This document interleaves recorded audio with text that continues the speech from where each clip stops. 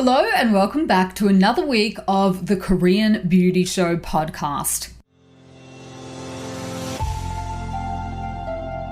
I'm your host, Lauren Lee, the founder of Style Story, Australia's first online K-beauty store, and of course your guide to the world of K-beauty and what is going on.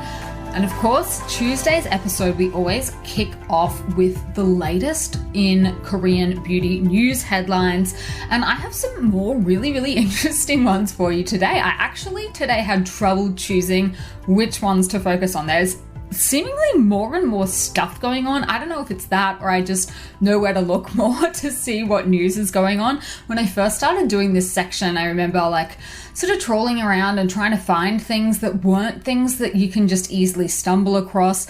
I don't really like to cover things in this segment that are in, overseas magazines and stuff like that in English, because I figure, you guys can go and find that stuff yourself if you really want to. And none of that is really, I guess, the cutting edge of what's going on in Korea. If you really want to know what's going on in Korea and with K-beauty, you really do have to search in Korean. Everything takes just that much longer to trickle through.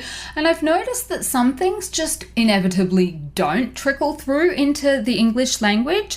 For example, I was on Korean radio last week for my regular segment, and we were covering untacked beauty, which is a new trend that's sort of arisen because of the pandemic. And I was just sort of having a ferret around online just to see what had been reported on this untacked beauty trend in English. And I really couldn't find anything on it. So I think that just goes to show that when it comes to K-beauty, the source and the best place to go is still all the Korean news headlines. So I'm just going to translate the most interesting things that I found for you guys. It's not always going to be completely unavailable in English, but that is kind of more what I'm trying to do, is find things that you might not have already stumbled over, because I just figure that's just a little bit more interesting rather than talking about the same trends and, let's do glass skin for the 18th time. That kind of stuff. I figure people that, are reporting on it that can't speak Korean, they're kind of limited into what they can talk about. So they tend to just talk about the same things over and over again. But we don't have that problem. So we can have a look at some of the new and cool things that are going on. And one of the ones that I saw this week that I thought was super interesting. So this was it has been published in the Journal of Investigative Dermatology. And it's basically a report that was conducted, a study on genes that determine the color of your face. So human skin color, obviously, I think most of us can probably guess, it is determined largely by genetic factors. But this study, which was another one actually by LG Household and Healthcare, they did a study on 17,019 Korean women. And what they were looking to do was identify genetic variants that are associated with the skin color on our face. And they actually did. So obviously this study, these results are specific to Koreans, but I think, we're all still humans. It's not like Koreans are, so different from everyone else. I think we can probably assume that this will also be the case for people of other races. But in the case of Koreans specifically, they did identify variants in different genomic loci that are associated with facial skin color. And what they have done, or basically said, is that they're confident that this kind of work can help them to bring new products to the market to help with issues like pigmentation. So what they were saying is that the current products, skincare products on the market that work to reduce melanin production, which is of course what leads to things like pigmentation, hyperpigmentation, people getting dark spots and freckles and things like that. They said, the current products on the market that work to target melanin production don't help really when the issue is genetic. So what they're planning to do is actually launch customized skincare solutions that basically work to help with issues that are, genetically caused or caused by you having these variants that are associated with particular facial skin colors. And they're also going to be developing diagnostic solutions as well. So basically they're hoping that they can do everything from diagnosing your current skin and even predicting your future pigmentation levels, which on the one hand sounds super cool, but on the other hand is very scary if you think about it. If someone can tell you what your skin is going to look like in like 5 to 10 years time based on your genes, I'm like, on the one hand, I want to know that, but on the other hand, is that just going to upset me? I'm not sure. So anyway, just some really, really interesting studies and work that is being done on the ground here in Korea. So I am super keen to see where that all leads. And you would imagine that if that kind of thing is being done here in Korea, that probably studies will be being done somewhere else down the track to see whether, people from other different races have these same issues. So that was, I thought, very, very interesting. Now, the other piece of news, which I almost laughed when I saw this one, it's basically like, because people are getting up and leaving their houses, cosmetic sales are starting to go up, and also people are taking their masks off as well, and I'm just like, that feels so judgmental that we have all just been sitting in our houses for the last 2 years. But, they're also not wrong. So basically, now that COVID is sort of lifting a little bit, also the weather, people tend to hibernate a little bit more when it gets, cold. Plus, we've had the pandemic. Well, the good news is people are finally leaving their couch, leaving their Netflix, leaving their sofa behind, getting outside. And that means that, different products, I guess, are starting to be sold. So what they were saying was that in the beauty industry, the consumption and sales of products aimed at outdoor activities are also increasing, as well as color cosmetics. So color cosmetics and skincare are up as much as 60% in Korea this year compared to the same period last year, which is actually that's pretty crazy if you think about it. So last year was evidently just a dead year. People were just like, you know what, forget it. I'm just staying at home. I'm not doing anything. I don't need makeup. I don't need skincare. I'm just going to sit on my couch. And they also said that because of this atmosphere of easing with the COVID-19 restrictions, a lot of Koreans are looking to resume their regular outdoor activities. So in general, I would say, swooping generalization, obviously, but Koreans love hiking, they love golf, and a lot of people here also really like camping. So a lot of products and things like that come onto the market are targeted at people like this. I know we spoke on the show last year about the emergence of sun patches, which is basically like a patch that you can put on your skin to block the sun, basically, while you're doing your outdoor activities like golf and things like that. And they're particularly useful for places on the face that golfers generally tend to see more sun on their face. So and also where you tend to get things like melasma and pigmentation, so like your cheeks. So that was in the news. Some brands are reporting 254% year-on-year growth in their sun products. And that's likely the result of people resuming their outdoor activities. And then Lotte department store, which is one of the big ones here in Korea, said that the sale of color cosmetics in their department stores rose 20% in April compared to last year, and that there are a lot of new makeup releases coming onto the market as well. The other category of products that was getting a mention is brightening skincare products as well. And they were saying that, this is probably to do with the fact that a lot of people are doing many more outings. Outings is kind of the word that we use in Korean, nadari. It's basically just like, anytime you leave your house and do anything outside, that's like an outing. So if you go and hang out with your friends at the park, if you, I don't know, literally anything, it's a little outing. That's just what we call it. And they were saying that because people are doing more of these, more and more people are looking to brighten up their skin, because obviously the more time you spend outside, the more likely you are to get a tan or get, pigmentation, dull skin and things like that. So brightening care products are also experiencing a little bit of a boom compared to last year as well.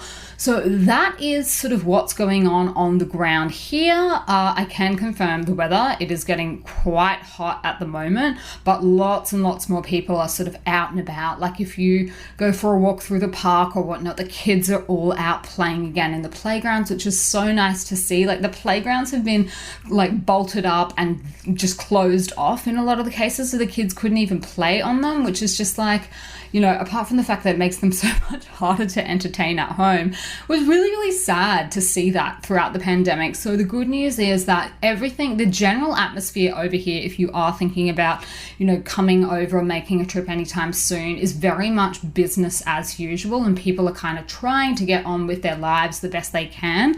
The mask restrictions as of May 2022, so we are required to wear masks indoors but not outdoors. But having said that, I would say the vast majority of people, anywhere between 90 to 95% of people that I see walking outdoors, are still wearing their masks. That changes a little bit if you go down to the parks, maybe by the Han River parks, there's a few more people with them off. But if you see people just sort of out on the streets in Gangnam or what, you know, walking with their colleagues, people are still wearing their masks outside as well. So that's kind of where we're at with the whole COVID situation here. So not sure how that, you know, sort of lines up in terms of what everyone else is doing. You know, I know, for example, in Italy, I'm pretty sure that there's only a few, you know, places that you still need to wear your masks outdoors, like for big performances or theatres and things like that. Whereas in Australia, the Aussies I've spoken to have said that, you know, it's basically masks off, you know, for most places, but people are wearing them on public transport. You know, that it kind of differs from state to state. So that's kind of what to expect if you're heading over here anytime soon.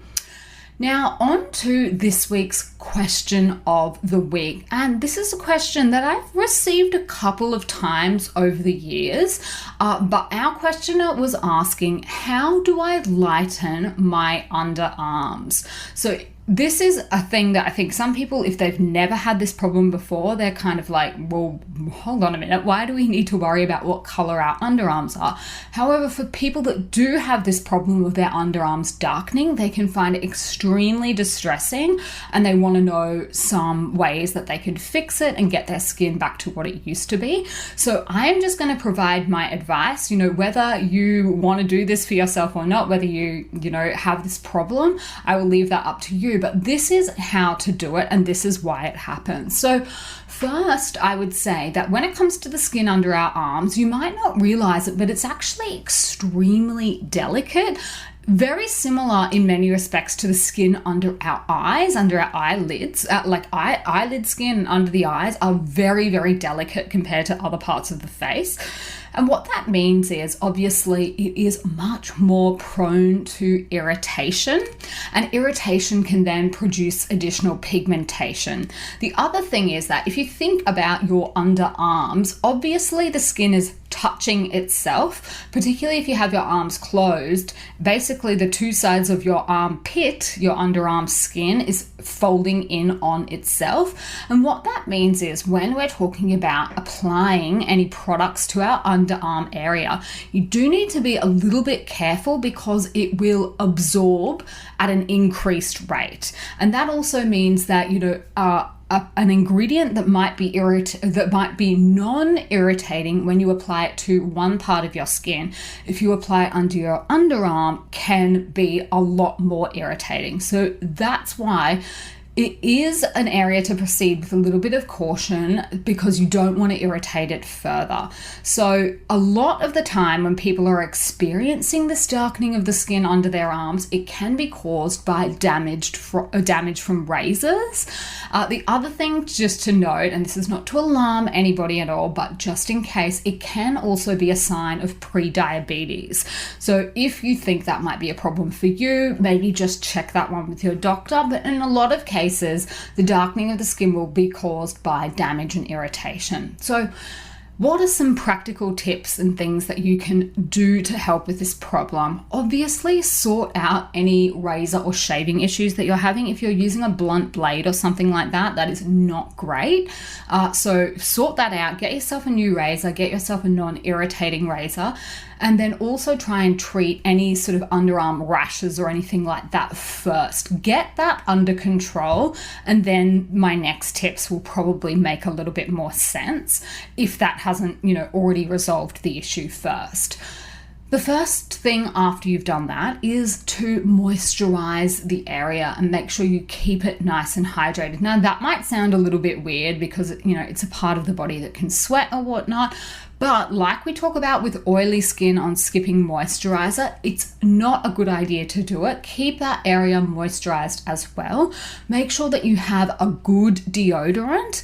That can go a really, really long way to helping as well. Now, some people find that they are able to apply chemical exfoliants under the area to help with the darkening and pigmentation. So AHAs, glycolic acid, but as always, when we're talking about these kind of products, you need to keep an eye on your irritation levels and make sure you're not irritating the skin even further. Tread very, very lightly when you're doing things like that, but that can help.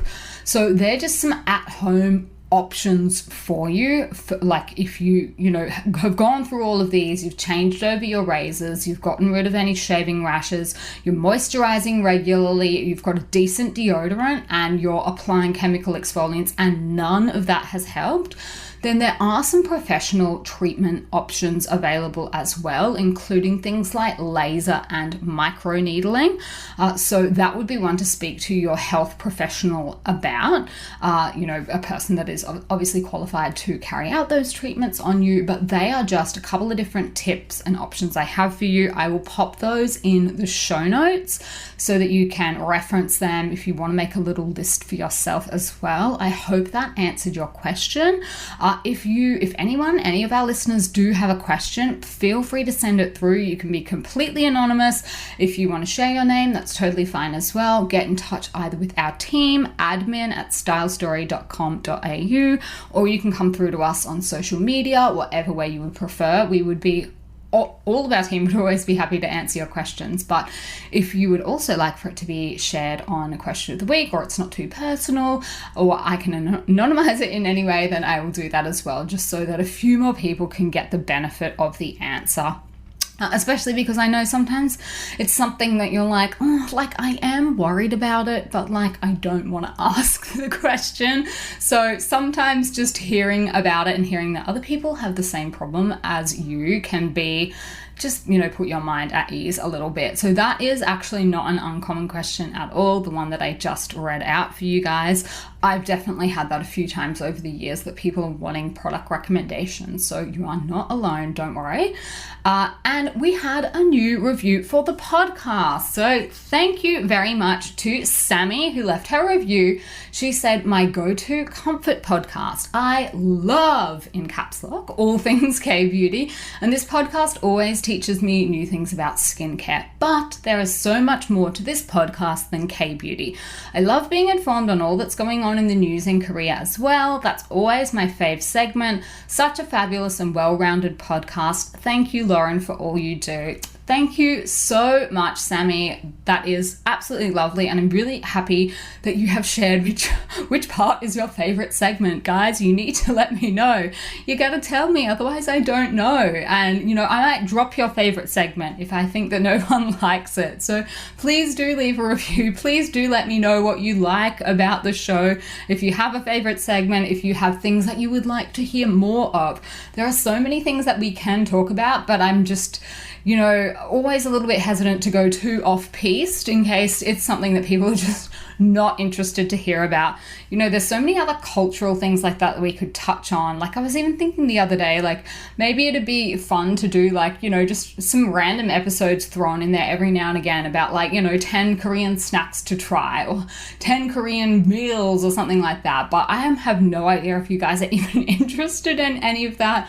So I will not do those ones unless you tell me, yes, do that. Or, hey, I would really like, I don't know, a list of the top 10 Korean movies that you need to see from all time or something. I don't know. Whatever it is about like Korean cultural things, I will wait for you guys to tell me. And in the meantime, I'm just gonna keep standing here talking to myself about Kbeauty, about news, a few little recommendations. So let's keep going. I have a new Kbeauty product for you guys, and that is 23 years old Bakuchiol toner. So this is actually a new release. It will be on the Style Story website soon, if not already by the time this podcast goes live. And the reason that we have released this one is because you guys went crazy for their moisturizer and serum in the same line. So 23 years old, recent-ishly, last year I think it was, released their Bakuchiol line. And they had two products to start off with, an ampoule/serum and then a moisturizer. This is the toner to go along with it. I'm not sure if this is the completion of the line, but it is an extra product. Obviously, it is using this plant extract, Bakuchiol, which is touted as a natural retinol alternative. We've spoken about that on the show before, that it has many of the same benefits as retinol, but a few less of the downsides in terms of, things like sensitivity and irritation. It also does have antioxidant properties as well. So this is going to be a good option for people that are looking for, a toner that has a few anti-aging benefits in it. It has a few other ingredients in there as well, including niacinamide. It's got oat kernel extract, which is a little bit of an interesting one. So oat kernel in general can be really good for helping to keep the skin healthy and balanced. And it can also really help with the skin's barrier, soothing and moisturizing. So that's an interesting ingredient. They've thrown artichoke leaf extract in there, which I'm seeing a little bit more, I think, these days. That didn't used to be very common, but I'm noticing artichoke a little bit more. Adenosine as well, another really great anti-aging ingredient that Kbeauty loves, and beta-glucan, so all good things. So go and check that one out if you are in the market for something like that. That is 23 years old Bakuchiol toner. And we have also had some new Kbeauty product reviews left on the website. So the first one was for Charmzone's Retinol Emulsion, and this product has been quite popular lately. Our reviewer said, I've been trialing this product for a few weeks and I cannot recommend it enough. I have noticed such a difference in how my skin looks and feels. My skin is glowing. I cannot wait to keep using this product and I will definitely be repurchasing. So thank you very much for that. Definitely go and check that line out, Charmzone's Retinol line, if you are in the market for retinol products that are non-irritating and quite hydrating. We've been getting some really good reviews through for those. And the second one is for Missha's Imperfect Cover BB Cream. And this review says, best BB cream ever. My first order of Kbeauty products is likely one of the best things I've done for my skin. I wanted this BB cream in number 23 and it was out of stock. So in my eagerness, I ordered number 27 just to try it. I'm in my low 60s and was looking for something with good coverage and that doesn't settle into my creases. It was a little too dark for me, so I diluted a tiny amount with my sunscreen and it's amazing. You only need a very small amount and the coverage stays neat all day without feeling weighed down. Thank you, Style Story. Well, thank you to you. And I'm really happy to hear that it was working so well for you. That's another really good tip if you guys end up with a BB cream that's not quite the right color. There are a few different ways that you can dilute it. Like our reviewer suggested, mixing it in with sunscreen is one way to do it. Another way is with primer. If you have a good primer, particularly one of the shimmery style primers, that's actually a really nice way to get that nice glowy Kbeauty glow finish. And then of course, if you have just another product that has a better color match for you, you can mix a little bit in with that as well. So lots of different ways if you do end up with a product that you don't want to throw out, but it's slightly not the right color. There are a couple of ways to make that look a little less obvious. So thank you very much for sharing that tip as well. And now to round off today's episode, my recommendation of the week. And I've actually stolen this recommendation because I was introduced to this YouTube channel through, I'm going to say my husband. I'm pretty sure he was one of the first people to introduce it to me. And, you know, I just heard him chortling one night, just like couldn't control his laughter. And I was like, what is wrong with you? What are you watching? He was like, oh my God, you have to watch this. So what is it? It is a very, very popular YouTube channel, a Korean YouTube channel. They've got over 3 million subscribers. It's called Jangbbijju Studio. And basically it's a satire series. It's very hilarious. They're short animated cartoon videos. They're very, very entertaining, but quite critical of a lot of aspects of Korean society. The good news is, because this channel is now so big and so popular, they've got English language subtitles as well. And they've just gone from strength to strength. I can't remember when we started following them, but we've been following them for a while, and they now even do like branded content as well. Like they've done ads for like PlayStation and Netflix and things like that that are in their same style, and they're just really, really hilarious.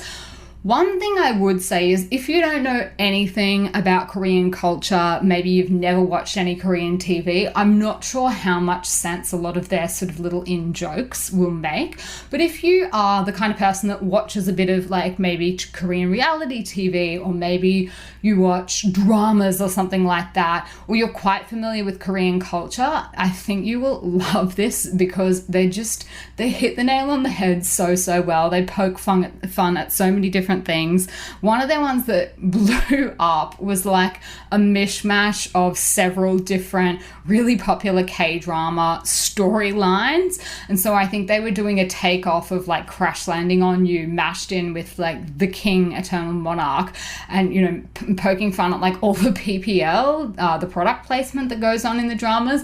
So they're just hilarious. I'm going to link to their YouTube channel in the show notes as well, so you guys can go and check that out. Just very witty, very funny, you know, very irreverent, and they don't take, you know, Korean culture that seriously. They're happy to pick fun at silly parts of the culture as well. So that is just a really, really entertaining channel for people that love Korea and, you know, have consumed some Korean content, I think. So that is my recommendation for this week. I am going to leave it there, but I will, of course, be back in your ears on Thursday, and we have a really big special on how to treat, or rather how Koreans treat the signs of aging. So stick around for that if you are, you know, wanting to get a sort of a close-up look at all the various different tricks, treatments, you know, clinical procedures, all the little hacks that Koreans use when they start seeing aging signs pop up. Stick around for that, because that's what we'll be doing on Thursday's deep dive episode. All right, I will leave it there, and in the meantime, I will see you on Style Story.